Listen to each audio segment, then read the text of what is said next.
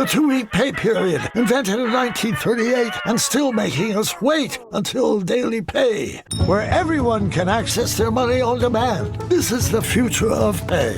Learn more at dailypay.com. Transfer fee may apply. I'd lived in the same rented city centre flat in Manchester for the last 6 years, and I really wanted somewhere. I wanted a house. I wanted to settle down. I wanted a house mostly because I'd lived in flats for 16 years, and I really missed going upstairs to bed.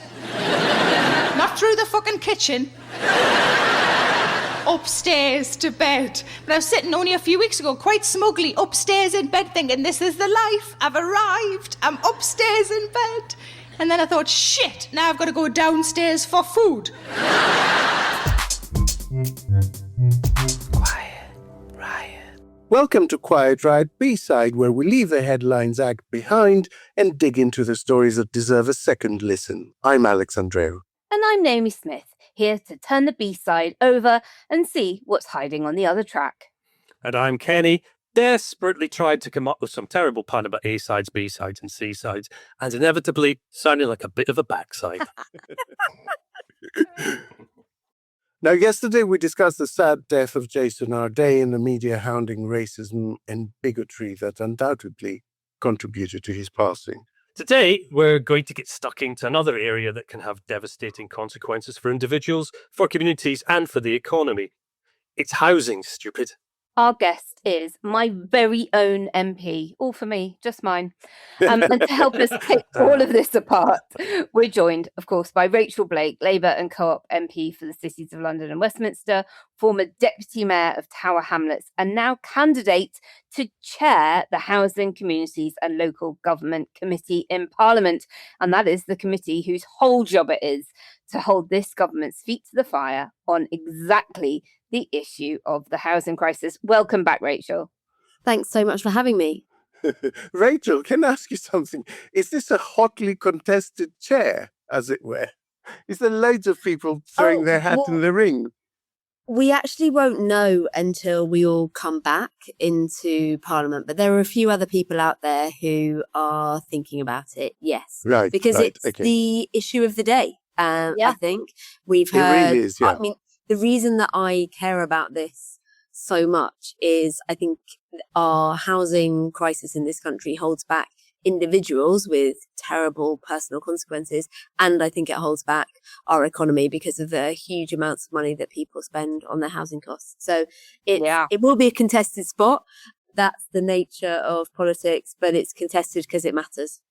It's not as if you're a Rachel come lately to this sort of topic, though, is it? You know, your career has been pretty steeped in housing. And let's face it, your own seat has got the highest land values in the country, but you've also been you've been a councillor in one of the most deprived boroughs in the country too. So come on then, level with us. How do you balance representing areas that have got both royal palaces and inner city local authority estates? It's got to cause a bit of a conflict at times. I think you're just drawing the comparison of the two places that I've ever represented, because both the cities of London and Westminster and the borough of Tower Hamlets have royal palaces and deprived estates. Well, my constituency is very unequal. There are places that have some of the lowest incomes in the country, alongside obviously some of the highest and some of the greatest levels of wealth and some of the lowest levels of wealth. From my experience in the conversations that I have had, housing inequality is something that troubles and concerns, and is a matter of, just people are worried about housing inequality regardless really of their own personal circumstances, because it affects so many people in so many different ways. So we have the announcement this week about a real determination to make sure everybody has somewhere to stay. Everybody who has been rough sleeping has somewhere to stay before Christmas. People seeing individuals sleeping on the streets is something that is almost universally raised with me, regardless of income or wealth in my constituency, alongside clearly needing to tackle housing supply problems. And housing supply problems are experienced, but even if you have your own home, you will be concerned about the rent that your children or grandchildren or nephews or nieces or families or friends are paying. So it's something that, yes, there are very different experiences of the housing crisis within my constituency, within London, within the UK. But most people will have a story to tell about the housing market not working for them at the moment. Quiet Riot.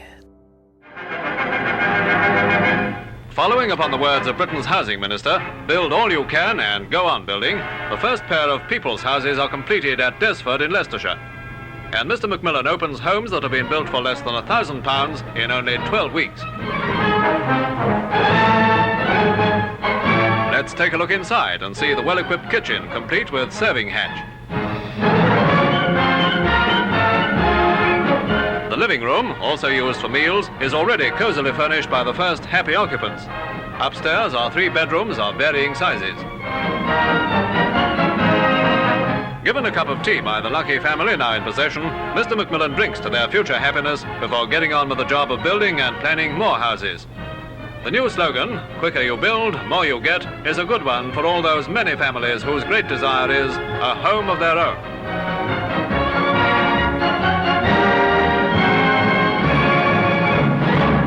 Housing is the crisis every government since the 1950s swears it will crack, and that every government since the 1950s leaves worse than it found. And this current government has set itself the boldest test of all, 1.5 million new homes over the Parliament. But the numbers are already beginning to tell quite an awkward story. Completions have slumped to their lowest in almost a decade, and building starts are stalling rather than surging. And independent forecasters are assuming that that target will now be missed. And it has landed squarely on Angela Rayner's desk since her return to the housing brief in Andy Burnham's first reshuffle as Prime Minister. And plenty in Westminster reckon that's a promotion that's a bit more like a poison chalice. It doesn't help that we've burned through something like 17 housing ministers since 2010, about one a year. And that might be the closest thing Britain has to a bipartisan housing policy. By calling it the housing crisis, of course, almost misunderstands it because there isn't one problem. It is several. In much of the country, it is a straightforward shortage of supply. We just haven't built enough. But in others, it's quality, with too many people trapped in damp, unsafe or unaffordable homes. London has practically stopped building, with social and affordable starts collapsing to a fraction of what they were 3 years ago. And underneath it all sits a deeper cultural puzzle. Why are Brits so fixated on owning, when much of Europe treats renting as a perfectly secure way to live a whole life? In Germany or Switzerland, a lifelong tenant isn't seen as someone who failed to get on the ladder, so why can't we build a rented sector that people actually want to live in? Which brings us to the hard questions. How do you stop developers land banking permissions instead of building on them? How do you face down NIMBY politics that kills projects at a local level? Would rent controls protect tenants or choke off the very supply we're crying out for? And create a whole new set of problems for government down the line. We're going to get into all of it and more. But Rachel, I want to begin with the committee that you are going to run to chair, because the committee covers housing, of course, and we'll focus on most of that today. But what else gets covered under its remit? Because this is a very, as we mentioned on yesterday's show, you've got a ministry for housing, communities and local government. So it's not just housing that this committee will scrutinise, is that right? No, that's correct. It also will cover local government and devolution, which will be a key part of the next year, I think, in terms of the Prime Minister's vision about making sure that communities have a real say and a stake in their future. So devolution and how we govern is, I think, a really important part of the work of the committee, as well as democracy and representation, because the representation of the people bill is coming through and it's led by the Department for Housing, Communities and Local Government. And I think that important bit about electoral reform is also an important feature of the committee too. You'll find no pushback on that in this show. Well, but perhaps a future podcast, if I play my Yes. cards right, on Yeah. electoral reform, Woo. representation of the people bill, political donations, restoring trust in politics. We'll and book how you we in might now. do that. That's a Christmas Can I special book in? sorted then. You're a Labour MP running to scrutinise a Labour government's record. I think we can all understand why that is a very difficult and delicate balance. What inquiry do you think would be the most important to launch in the situation where you do take over the tenure as chair of the committee?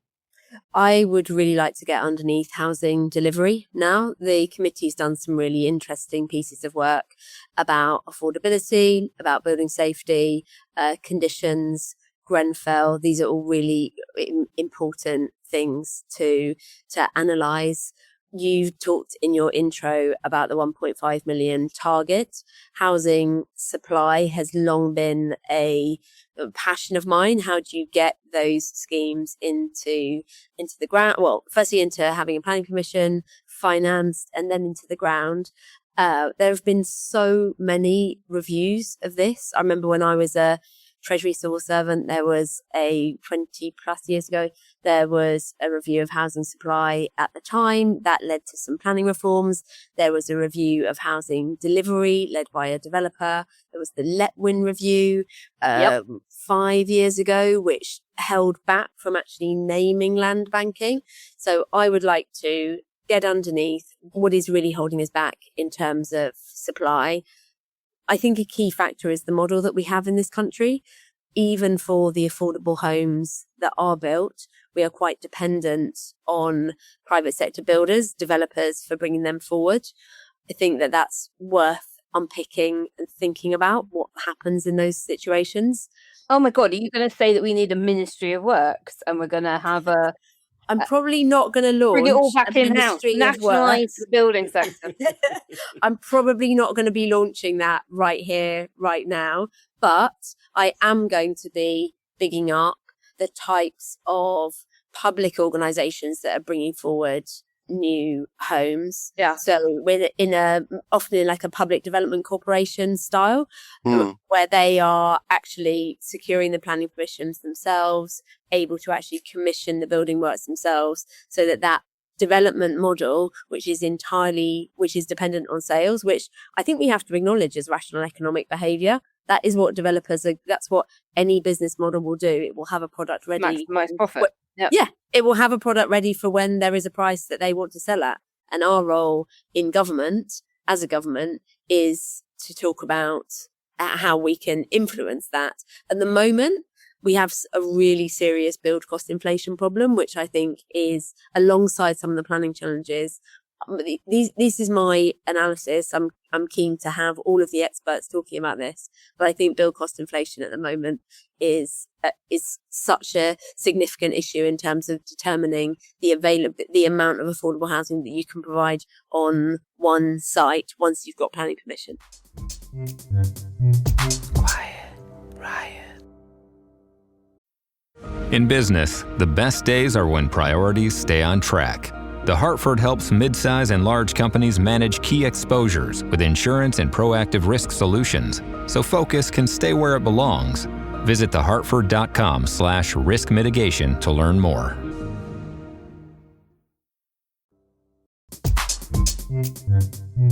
Quiet, Riot. This brings us quite naturally, I think, to what role the state can play on the supply side, in a way. Council homes were sold off in the 1980s under Thatcher, and the stock was not then replenished. Andy Burnham says he's focused on remedying that. Let's have a little listen.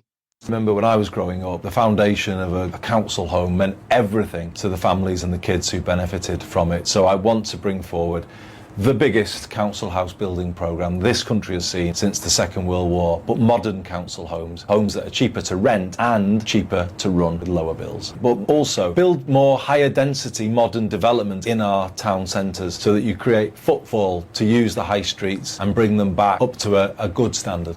Rachel, is it enough to build more council homes, or do we have to actually go back and reassess the right to buy in the current circumstances where building inflation is so high and planning permission is so tricky?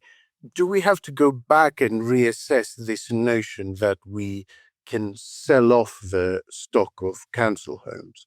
I think if you have a right to buy which acknowledges the need to replace, which is what the right to buy changes over the last year and within this Labour government have done, I think there shouldn't be an in principle objection to the right to buy.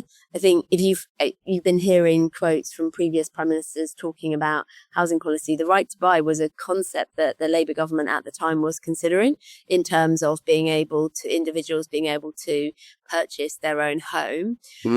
We also should talk more about the ability of the public sector to what I call buying back. So purchasing former right to buy homes on estates and having the available resources to do that. Some leases, in fact, all leases should, there's a question about the detail of whether they do, have the first refusal should go back to the local authority. And that means that a home on an estate where there has been over time a real erosion of the availability of council homes, the local authority can purchase that home back and they become part of the efficiency of managing a home on an estate. London does that. I think that other mayoralties and areas should be able to purchase back. Buying back is an underappreciated form of additional affordable supply, and I think we should talk more about it. I accept that, but sometimes space, like physical space, sites, it's a limitation. And you represent a constituency where this, could not be more acute. Yeah. You are in a constituency where if you sell off council homes, there are very few places in which you could build new ones still within that area. Yeah. So do we also have to look at changing the use of some property? Because I imagine there is quite a lot of commercial property, again, in your constituency that's now maybe struggling to let out the space. Should we start to look again at how to make areas that were considered as non-residential, how to turn them into slightly more mixed areas again? This feels like real favourite question territory for me, Alex. So thank you very much. And we honestly did not. We did not plan it.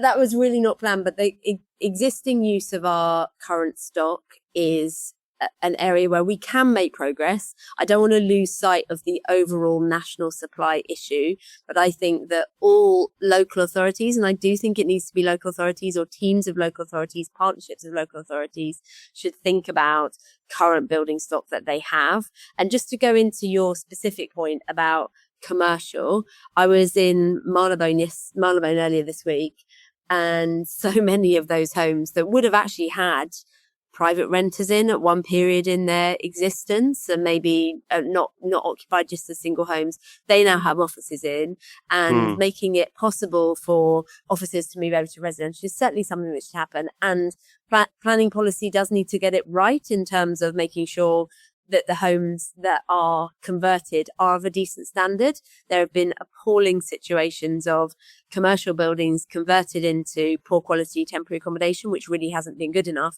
But your overarching question of how do we make it as straightforward as possible to change use of existing buildings? Absolutely. This is my moment to talk about short lets, if it's okay with you. Short lets are really damaging the very centre of London. So we're talking Airbnb. We're talking Airbnb. Booking.com does it a bit as well. I'm working with about 20 MPs who are affected. So coastal and capital city, well, big city MPs and coastal MPs are all affected by this topic. We've got a manifesto commitment to get a registration scheme in place. We really need to get that registration scheme in place to help local authorities take enforcement action necessary, because I have no issue with having more hotel rooms in London. I think I love my constituency. I love my city. I want people to come and enjoy it, but we're doing that at the expense of communities at the moment. having a registration system for Airbnbs is not going to solve the national housing crisis. But as Naomi alluded to, there are lots of different housing crises happening across the country. And dealing with short lets will certainly help us in the centre of London. Can I ask you a question, Rachel, then about where power resides on this issue? Building starts, if you follow the building world, building starts are what widely considered as the warning light. Actual completions of houses that people can move into, they follow starts by a couple of years or so. And at the moment, starts are flat or falling. Is there, do you think, one big thing that's stopping spades going in the ground right now, whether it's planning and viability or whether it's something that the Treasury controls rather than, the Ministry of Housing, Communities and Local Government? Who's got the big lever? There just isn't one big thing. And I think the overarching problem at the moment of turning starts into completions is around the cost of building, which comes down to skills and materials. And what's driving the cost of those is Brexit, crises in cost of energy. These are all factors that are coming into it. In terms of what could make a real difference, I think a relentless focus on delivery that probably should happen at a mayor or strategic authority level or in a relationship between a fast growing area where you have, what we have at the moment is, I think they call it like a housing delivery task force or something that's based within the departments for housing, communities and local government, where you have individuals going to the actual place, whether or not it's a planning authority or the delivery authority, and just unpicking what is it that's particularly holding this back. Is it infrastructure? Is it that they can't connect to the grid? Is it they can't connect to some other kind of utility, and just taking that really tough project management approach? And I think that can make a difference as well at the margin. As I said, it's not one thing. We need to deal with the cost of building. We need to deal with infrastructure, particularly I think London has its infrastructure challenges. But when I talk to colleagues outside London, the provision of schools and hospitals and primary care on large new build sites is a real challenge. And that's public transport, like increasing the traffic without giving a pressure valve release to the network. It is a really big problem. When I was running a housing campaign shortly after the referendum in 2016, I commissioned Grant Thornton to do some work on build out times within a fallout zone of new infrastructure projects, transport infrastructure projects. And they came back and basically said, where you've got a new, say, Crossrail station going in or new bus route going in, developers tend to build out at twice the rate. So they're quicker. They'll complete those starts more quickly. But isn't that a market response? That is a market response. Yeah. But I guess what I'm saying is that we forget that housing is infrastructure. And it is a critical part of infrastructure. And we so often just think, that's the Department for Transport issue, infrastructure. But actually, the two are so intrinsically linked for all the reasons that you've mentioned. And that ability to provide communities rather than just homes that will be viable for people. So I also think that there is something around being more connected between government departments about planning for population change and where we all live that's critical. And on that, I really do want to talk about the Treasury and all of this, because... Can I make an infrastructure point, Naomi? Yes, go on then. Before we get onto that bit. So infrastructure is funded so differently in so many different places, depending on the local governance situation, whether or not you have a mayor or you have a county or who's actually in charge of collecting community infrastructure levy. London has quite a lot of community infrastructure levy, lots of other places don't. And the way in which that is administered, that decisions are made on the gathering and the spending of community infrastructure levy is something that I think frustrates developers in terms of whether they're confident that there's going to be that much needed piece of infrastructure. But it really frustrates communities as well, because they don't necessarily see how infrastructure is going to be delivered. And I think so, like, whether or not you can tidy that up, I don't know, but making that more transparent and being honest about the fact that it's a complex picture is important. Sorry, the Treasury. Yeah, well, I wanted to come in with the people who I think can have an impact is the Treasury, right? Because if you have got land that is being banked, that might have permissions on it, but are then not being, that the build on top of that land is not going ahead. I think we need to talk about what would actually disincentivize land banking. And there are things like use it or lose it powers that could be imposed. You could have council build out timetables.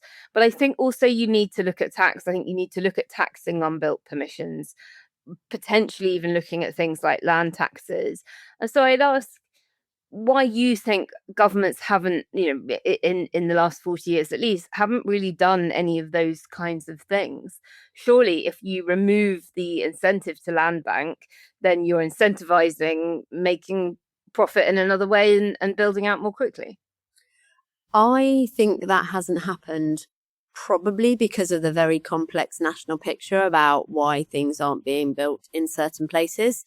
And whilst there will be some themes as to why things aren't getting built across the country, build cost inflation that I've mentioned earlier, etc., each individual site will have a reason as to why it's not built out. So if you think about because inflation in the building sector is relatively new. I mean, it's obviously been exacerbated by Brexit, labour shortages, tariffs from the USA.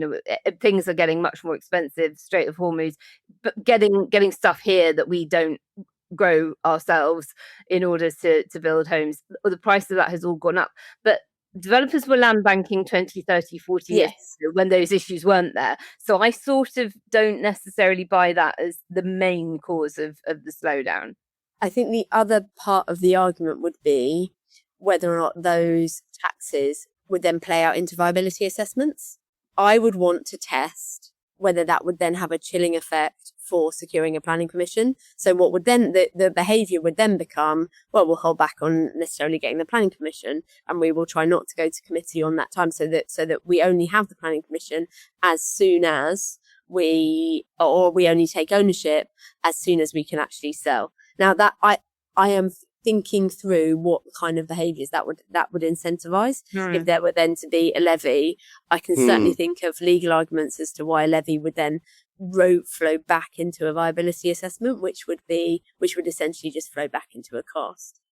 This is where I get more into a public sector building model, into a public sector delivery model. So if you are incentivising through establishing the public sector part of a scheme, if you're talking about really we're into the large new town stuff here now, whether or not that can help. Because I can think of schemes in London which were built as private, got planning permission as private, but then private development fails, purchased by public sector, then public sector sells on. That was a bit of a pattern in the 2008-9 crash. You've then got schemes that were built as public and now have become private over time through the right to buy. So there is a bit of a flow through, but at the end, but what underlies most of it is who is prepared to buy it once it's ready.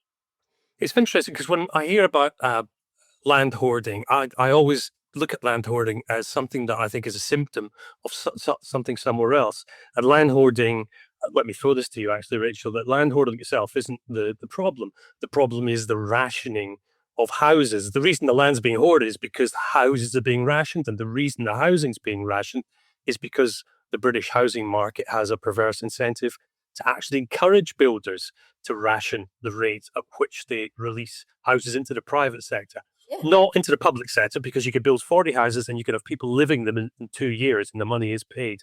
But with the private sector, of course, builders will not start building until they can build the next house without having to drop the cost of the previous house. So all these other downstream problems, such as land hoarding, actually feed back up to the incentives that we give builders to ration. It's a perverse system, isn't it? It is. There's a scheme, Chelsea Barracks, Naomi has been going, but I've got a piece of casework about trying to make sure that some of the infrastructure that was committed there in terms of leisure centre is actually delivered. And that's been going on, I think we're 10 years later than we were due to expect. And that is entirely because of the rationing and the deciding when a particular type of property might make its own price. The business model is at the heart of the problem. Quiet Riot. Starting or growing your own business can be intimidating and lonely at times. Your to-do list may feel endless with new tasks, and lists can easily begin to overrun your life.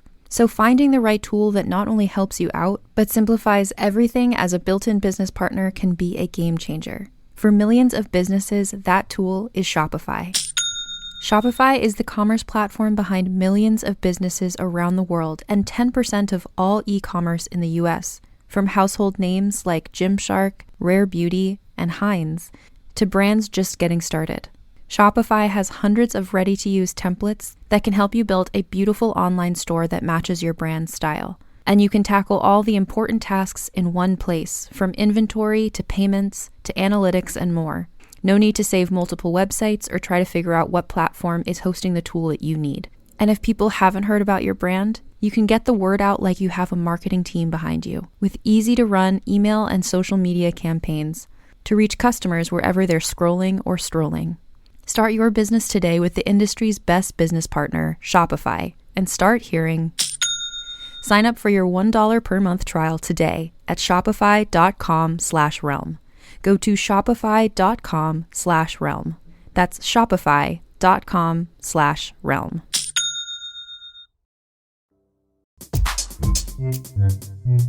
Quiet Riot. Can I ask you something, Rachel? It might be a silly question to ask, but we're talking about the obstacles in getting this done, as if there is a collective will to get this done. But what sits behind that? Is there a sense that the economy has become so reliant on people using rental properties as income and property as investment, as a form of pension, basically, that to flood the market with new supply would depress prices, which would be really politically unpopular?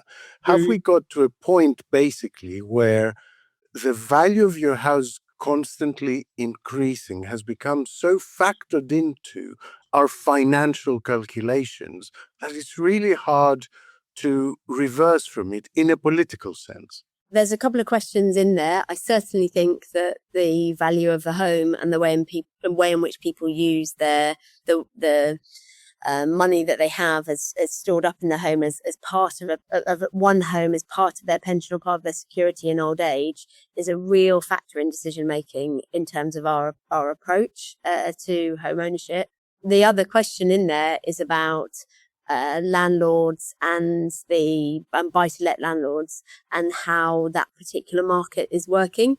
I don't think Naomi's sparked some ideas about the commissioning of Grant Thornton and understanding how that particular market is working, because I think it's working in many different ways across the country. And I don't think there is an active decision not to increase supply because of the impact it would have on those particular landlords. No. Rachel, we've talked about quantity and the supply, but there is a quality issue in parts of the country. Damp, disrepair, unsafe cladding, still, a decade after Grenfell. So if a new home gets built badly in a rush to meet a target, or an existing one gets left to rot, do targets then even mean anything? How would your committee hold ministers to account on the condition of homes that are being built? People often invoke Parker Morris building standards of old, and we used to build such high quality council homes as well as private homes that actually now people are worried about new property because of thin walls and bad insulation and subsidence because foundations aren't put in properly. Surely we've got to be demanding both the quantity and the quality. Really agree. I think we have spent quite a bit of time in the public policy debate about current and future standards in terms of what we're building now. I think we should spend as much time on the homes that are already built and the impact that they have. and things like the that. retrofitting, and I was going to say the impact that they're having on individuals' health, but also on the environment. So yes, it's right to have a meaningful debate about the standards of new additional homes that aren't yet built. But I'm really keen to make sure that, for example, the Warm Homes Plan gets delivered effectively in terms of retrofitting. I think we'd all like cooling homes at the moment. That would be nice. Warm and cool homes, so that people aren't suffering from damp and mold. And back to Kenny's question, really about where are the levers for this? We are getting there on a more empowered, but on being able to hold private sector landlords to account in terms of standards there. And for a long time, councils have had a regulatory system around the decent home standard that they should work towards. Housing associations, we now have AWAB's law, where there has to be an investigation and work done to address damp and mold within a certain time period.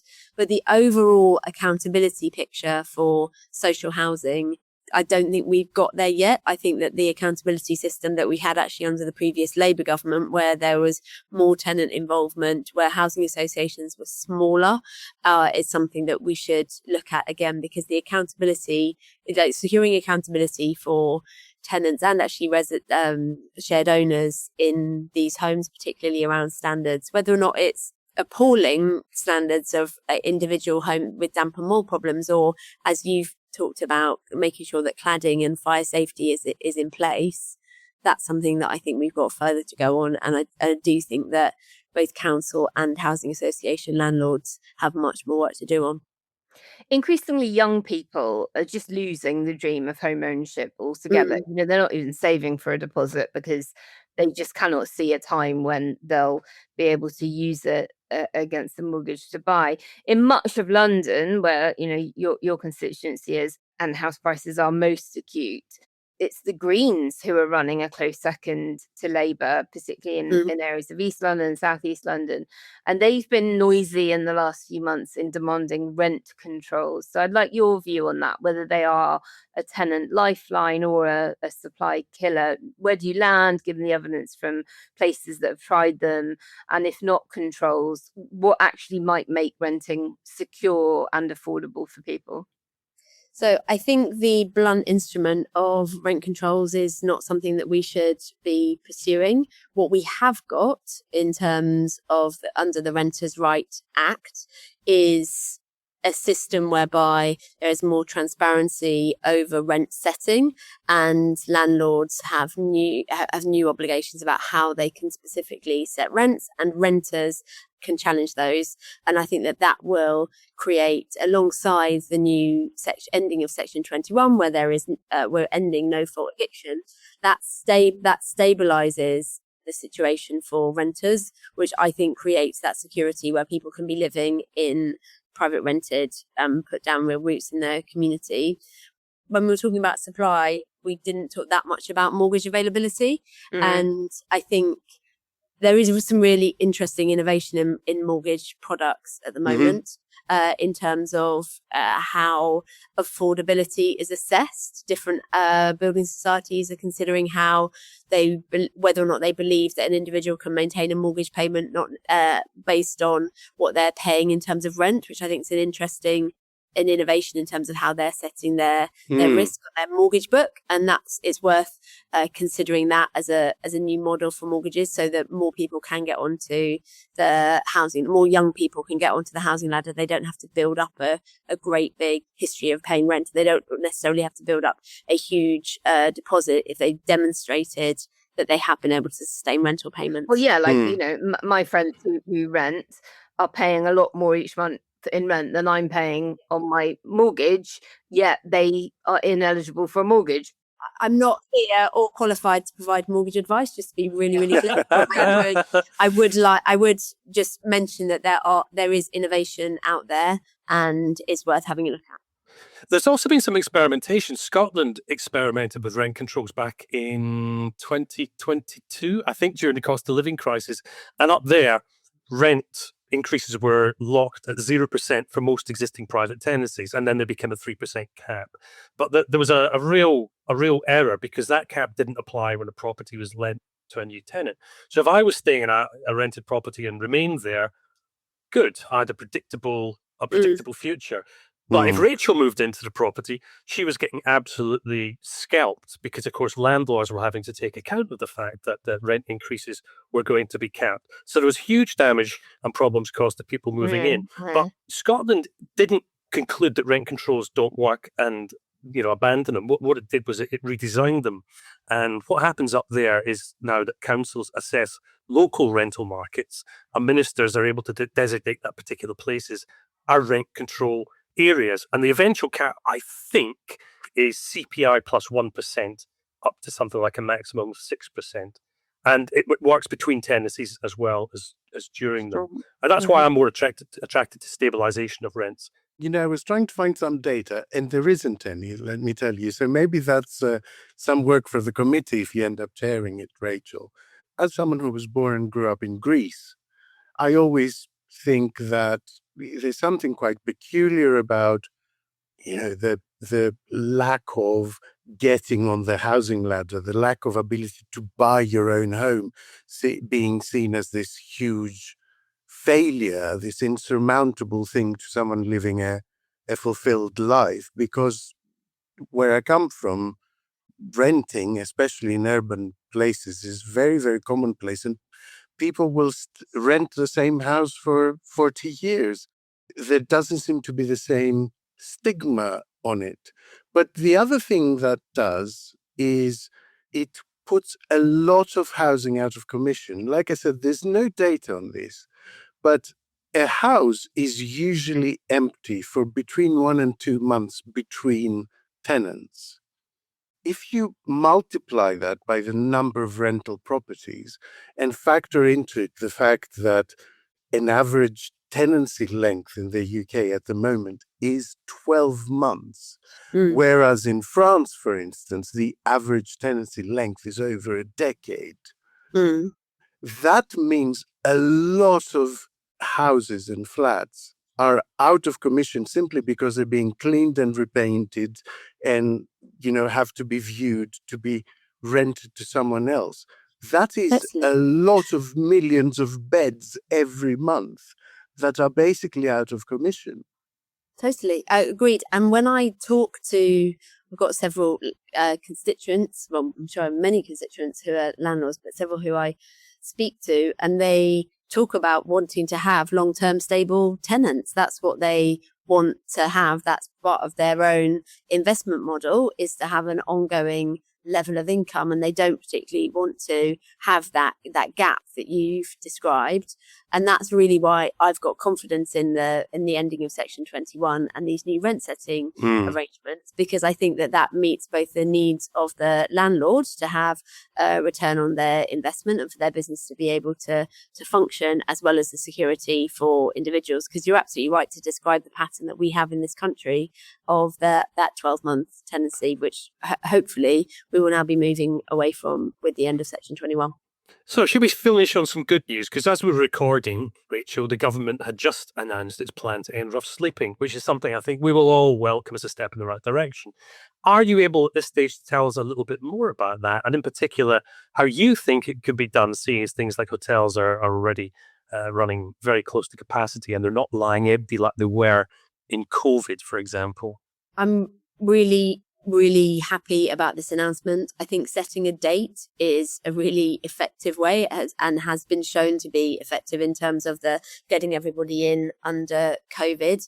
What I particularly like about the announcement and listening to the Secretary of State is talking about this morning, is the acknowledgement of the complexity of challenges that many people who find themselves sleeping rough face. And so what I want to see, and what I would want to scrutinise is that, as the chair of the committee, would be that all of the different organisations that have a role to play in helping somebody to stop rough sleeping. So come into a hostel, get the support that they might need, that they are working collectively together.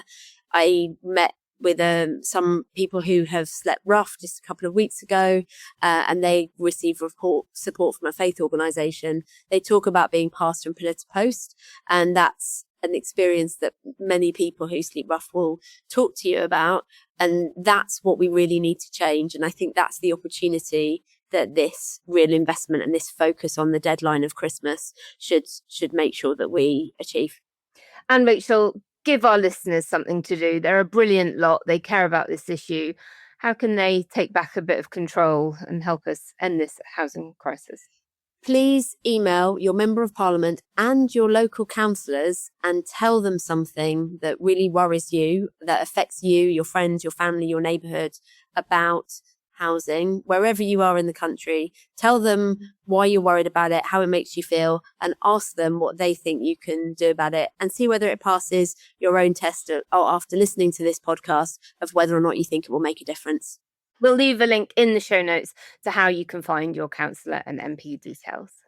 And send me some. I hope lots of your listeners are my constituents. Yeah. I hope that they email me and tell me what they think too. Famous last words, Rachel. Quiet Riot. Instagram teen accounts come with automatic protections that limit who can contact teens, the content they can see, and the time they spend on the app. Learn more about teen accounts and Instagram's ongoing work to protect teens online at instagram.com/teen accounts. Quiet Riot. Now, if you think housing is our only example of a perennial story today, you are sorely mistaken. What do I mean? Let's find out with a new look at some old news. Naomi, what have you been cultivating for our listeners today?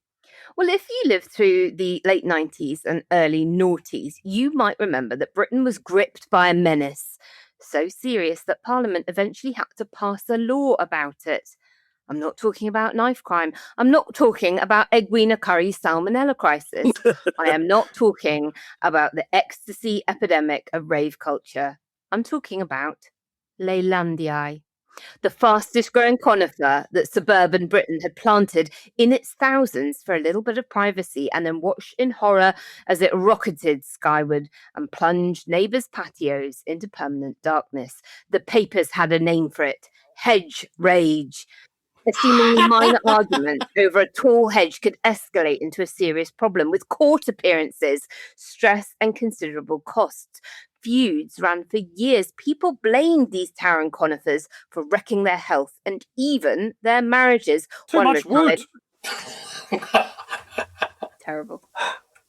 One retired chemist told the Scottish Parliament that the stress from a 40-foot row of Leylandii next door was part of the reason for his divorce. Campaign groups formed, mediators were deployed, and in 2003, the government actually legislated, giving councils the power to order a hedge to be cut down.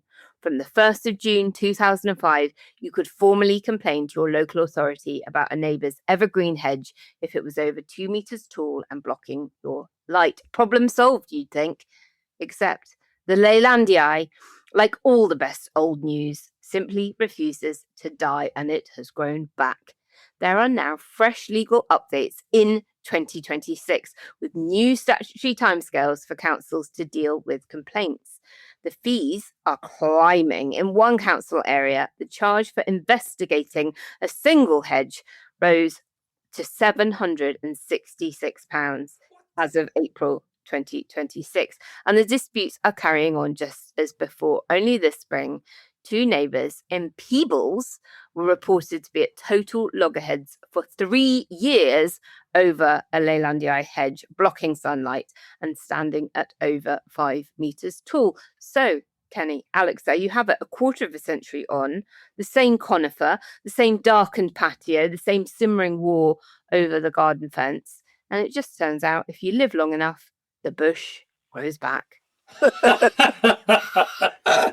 That's so peculiar. So British, Isn't isn't it? it? I mean, that is quite right. Always living life on the hedge. Yeah. Naomi, thank you. That was glorious. And listeners, listen, if you spot any news stories that appear to have time travelled into 2026, let us know at quietriotpod@gmail.com. Quiet Riot. And that is us for another B-side show. Huge thanks to Rachel Blake for joining us. Thank you, Rachel. Thank you so much for having me. A brilliant conversation. And also thanks to all of you at home for tuning in, wherever you're listening from, and whether or not your neighbour's bush needs trimming. And if you can help keep the show going, head over to ko-fi.com/quietriotpod. For $5 a month, you help us bring the show free to everyone, regardless of their ability to pay. No paywalls, no gatekeeping, just good chat. We'll be back on Sunday for our looser natter on What's the Matter. So until then, keep your bush trimmed and your lawn trimmed. We love you all very much. Bye. Bye. Quiet Riot. Quiet Riot is an audio production from Cooler Heads, written and produced by Andreou, Naomi Smith, and Kenny Campbell. Music by Mariana Sangeeta, artwork by Simona Canelu, and edited by me, Alex Reese. Quiet Riot.